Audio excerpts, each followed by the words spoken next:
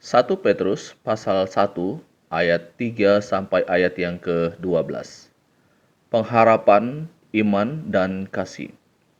Terpujilah Allah dan Bapa Tuhan kita Yesus Kristus, yang karena rahmat-Nya yang besar telah melahirkan kita kembali oleh kebangkitan Yesus Kristus dari antara orang mati kepada suatu hidup yang penuh pengharapan, untuk menerima suatu bagian yang tidak dapat binasa, yang tidak dapat cemar, dan yang tidak dapat layu, yang tersimpan di sorga bagi kamu, yaitu kamu yang dipelihara dalam kekuatan Allah karena imanmu, sementara kamu menantikan keselamatan yang telah tersedia untuk dinyatakan pada zaman akhir. Bergembiralah akan hal itu, sekalipun sekarang ini kamu seketika harus berduka cita oleh berbagai-bagai pencobaan. Maksud semuanya itu ialah untuk membuktikan kemurnian imanmu yang jauh lebih tinggi nilainya daripada emas yang fana, yang diuji kemurniannya dengan api, sehingga kamu memperoleh puji-pujian dan kemuliaan dan kehormatan pada hari Yesus Kristus menyatakan dirinya. Sekalipun kamu belum pernah melihat Dia, namun kamu mengasihinya. Kamu percaya kepada Dia, sekalipun kamu sekarang tidak melihatnya. Kamu bergembira karena sukacita yang mulia dan yang tidak terkatakan, karena kamu telah mencapai tujuan imanmu, yaitu keselamatan jiwamu. Keselamatan itulah yang diselidiki dan diteliti oleh nabi-nabi yang telah bernubuat tentang kasih karunia yang diuntukkan bagimu. Dan mereka meneliti saat yang mana dan yang bagaimana yang dimaksudkan oleh Roh Kristus yang ada di dalam mereka, yaitu Roh yang sebelumnya memberi kesaksian tentang segala penderitaan yang akan menimpa Kristus dan tentang segala kemuliaan yang menyusul sesudah itu.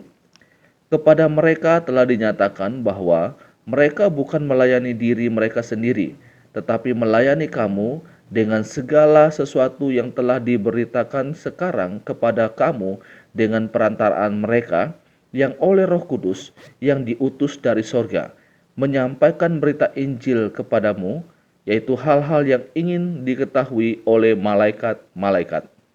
Saudaraku yang dikasihi oleh Tuhan Yesus Kristus, dalam bagian firman Tuhan ini, ayat yang ketiga, Petrus berkata, "Terpujilah Allah dan Bapa Tuhan kita Yesus Kristus." Ada satu pujian yang dinaikkan oleh Petrus kepada Allah. Pertanyaannya, apa yang menjadi alasan bagi Petrus sehingga ia memuji Allah? Kita perhatikan dalam ayat yang ketiga selanjutnya. Karena rahmat-Nya yang besar telah melahirkan kita kembali oleh kebangkitan Yesus Kristus dari antara orang mati kepada suatu hidup yang penuh pengharapan. Saudara, tentu ada banyak alasan bagi kita untuk memuji nama Tuhan. Ketika kita mendapatkan berkat-berkat jasmani, lulus ujian misalnya, naik pangkat dalam pekerjaan, disembuhkan dari sakit penyakit, dan hal-hal yang lainnya.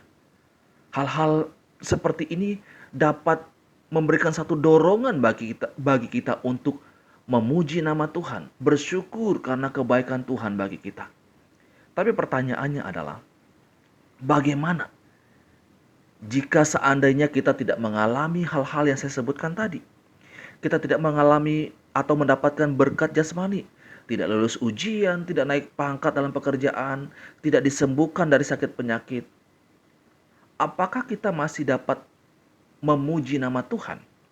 Apakah kita masih dapat bersyukur kepada Tuhan?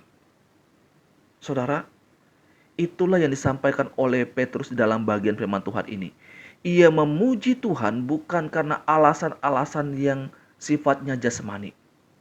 Ia memuji Tuhan bukan karena ia disembuhkan, bukan karena ia telah mendapatkan berkat-berkat jasmani, bukan karena ia naik pangkat dalam pekerjaannya, tapi ia memuji nama Tuhan karena keselamatan yang telah Tuhan berikan kepadanya.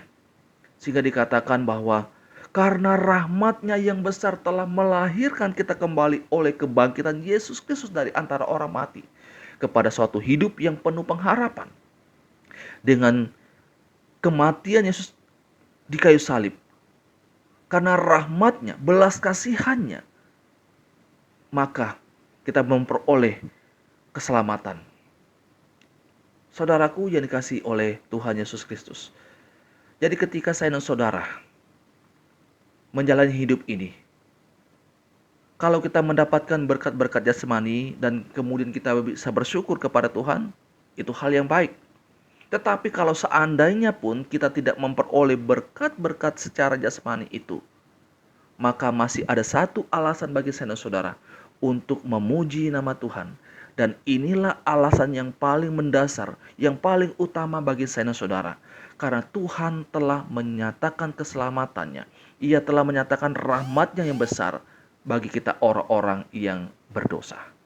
Kiranya dengan menyadari keselamatan yang Tuhan telah berikan kepada kita, anugerahnya yang telah Ia nyatakan kepada kita, menolong saya dan saudara untuk terus memuliakan namanya, untuk terus memuji namanya, meskipun dalam banyak tantangan, meskipun akan banyak rintangan, penderitaan yang kita alami, tetapi kita masih bisa bersyukur karena keselamatan yang telah diberikan bagi saya dan saudara.